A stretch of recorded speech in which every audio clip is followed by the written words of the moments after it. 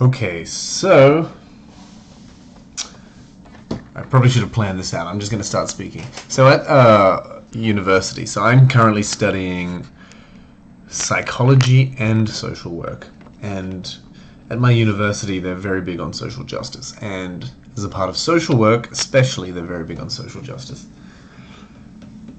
And one of the things they talk about, especially within social work, is how results are often quantified within institutions and within systems.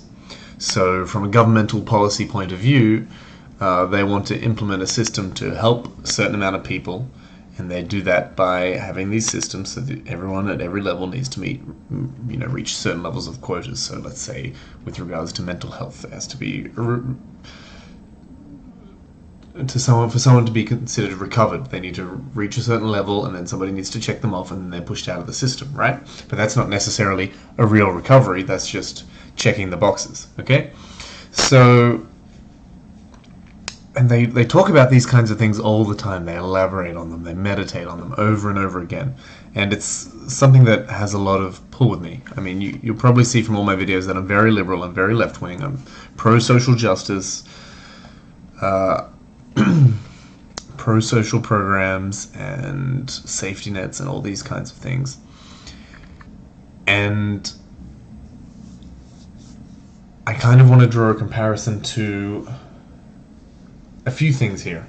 I was briefly thinking about this on my way home. So the first is the television show The Wire. So if you haven't seen The Wire and you're watching this video, all two people who will view this video, you should probably stop watching this video and watch the entire 5 seasons, or at least the first 4, immediately, because it's, without a doubt, in my opinion, the greatest television show of all time. And if I was asked to describe what it was about, I couldn't say so. I guess I would say it is a show about systems? Sociology. I would say it's a show about sociology. So, and if you take classes in sociology, as I have done, you will find you're discussing a lot of the themes that are discussed even tacitly, between the lines, in The Wire, and oftentimes overtly in The Wire. It's very much so about sociology. And at the same time, and in the same sense, it's about systems. So in The Wire, if there was a main protagonist, you would say it was the main, the guy on the cover, Jimmy McNulty, who is this person who is operating within these vast bureaucratic systems of statistics, where at every level of the system, every person knows their place and how to work the statistics and how to do their job so as to keep the system operating smoothly.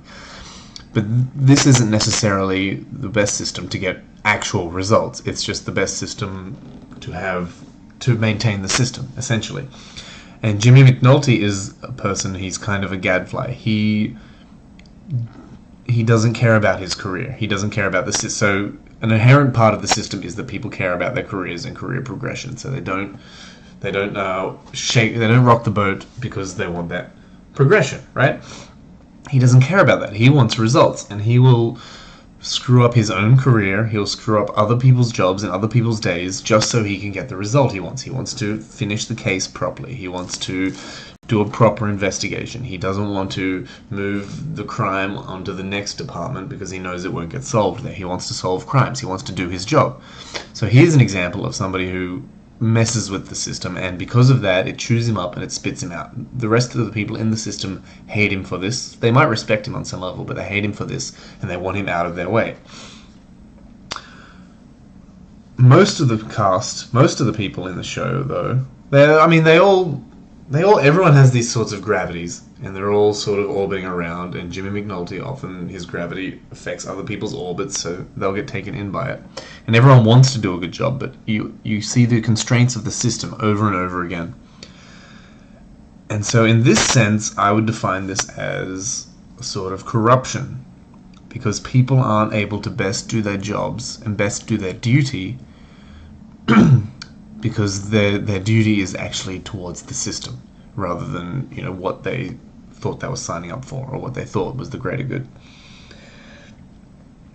And it kind of got me thinking, how do I seg this?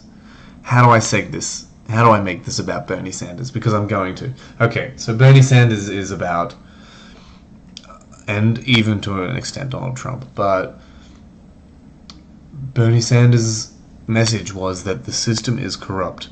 And by corrupt, he doesn't mean this quid pro quo. He means there's an establishment of a political system. And in The Wire, you see it in the police force, you see it in the longshoremen, you see it in the political system and bureaucracy, you see it in the media and press, and you definitely see it in the education system. So Bernie Sanders was the person who was trying to get out the message that there is this system, and everybody in the system knows their place, and that there's a necessary perversion of what a person wants to accomplish so as to maintain the system, right? And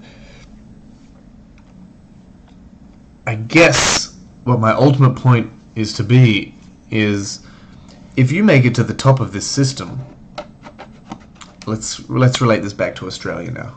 This video is all over the place, but I hope it's interesting. Let's say you're Malcom Turnbull and you see something like the Northern Territory abuses in custody that just happened, and you actually want to do something, you want to make a change. How can you possibly do that? Let's say you've been a part of this system and you've been wriggling your way up, and it finally spits you out and you are at the top of this system, but you want to make a change to something down here. Who can you actually talk to make a change? Because every other person is a part of this system, and if you talk to this person, they're going to give you the answer, the correct answer for the system. They're going to say this policy, and they're going to talk to this person to implement the policy, and they're going to talk to this person, and it's still just going to remain nice and easy within that system.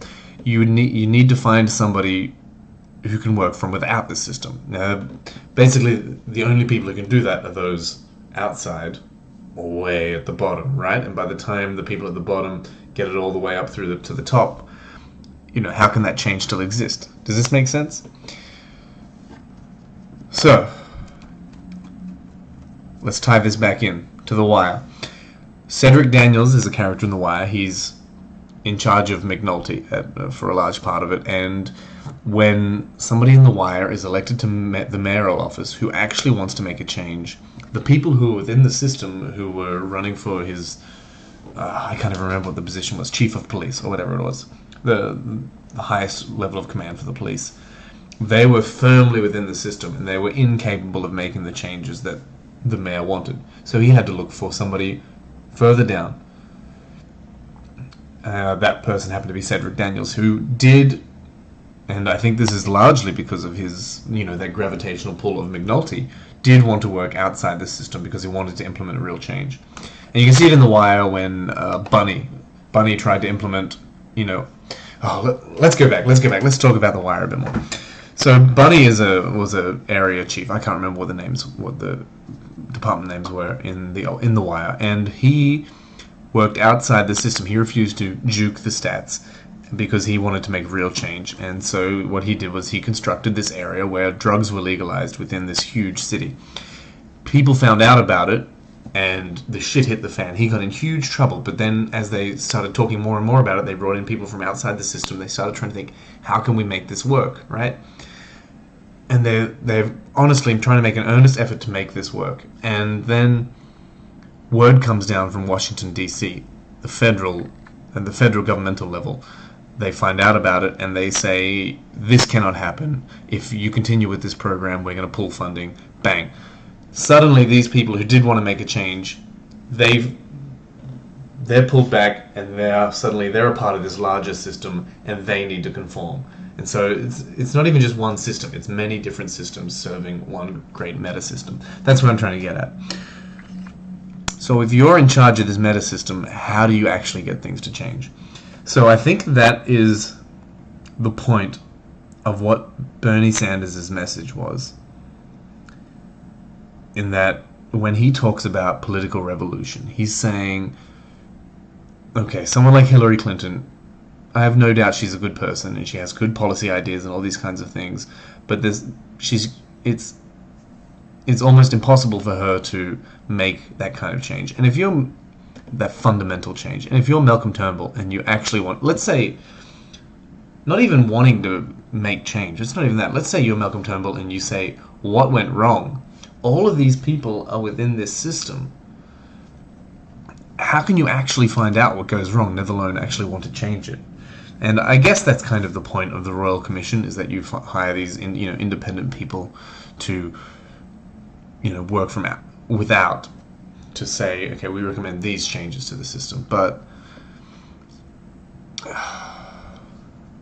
I don't know. You see, along with the Royal Commission into the deaths in custody that happened a long time ago, even when it does come down with recommendations, there's a really low chance that anything is going to be produced, that those recommendations will ever be manifest in policy. So I guess if I was to sum up this video, it is watch The Wire. It's fantastic. It's brilliant. And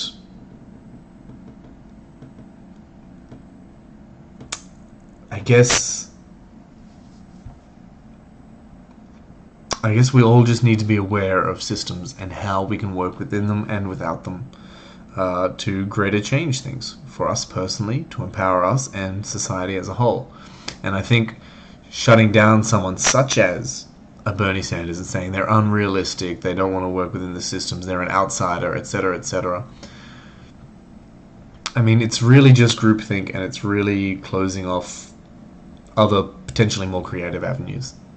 Anyway, I know this video wasn't really cohesive, but I'm going to post it.